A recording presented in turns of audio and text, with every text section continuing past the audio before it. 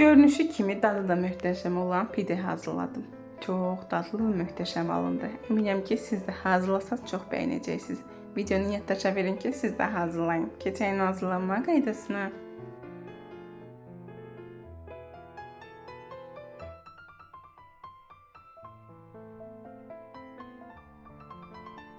Bizə lazımdır 300 stakan süt, 1 stakan duru yağ, 1 çay qaşığı quru maya, 1 çay qaşığı şəkər tozu, 1 çay qaşığı da duz əlavə edib qarışdırırıq.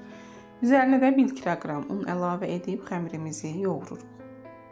Ələ yapışmayan yumşaq xəmir olmalıdır. Yoğurduqdan sonra yarım saat xəmiri mayalandırırıq.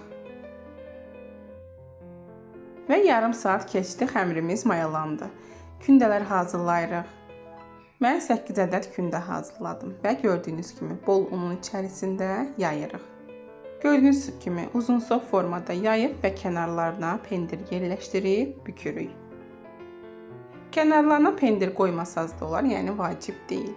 Bu formada gördüyünüz kimi eyni qayda ilə davam edib bükürük.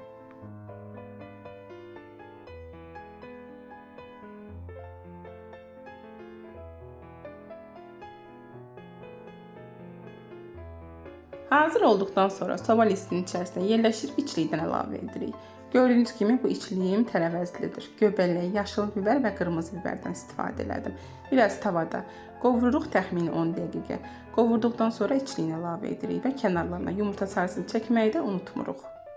Və ikinci içliyim də ətlidir. Gördüyünüz kimi əti qovururam, üzərinə də bir ədəd pomidor doğrayıb əlavə edib, duzun istiotunu əlavə edib biraz qovururuq. Sobada 190 dərəcədə 10-15 dəqiqə üzü qızarana qədər bişiririk. Hazırlayan hər kəsə nuş olsun. Hələlik.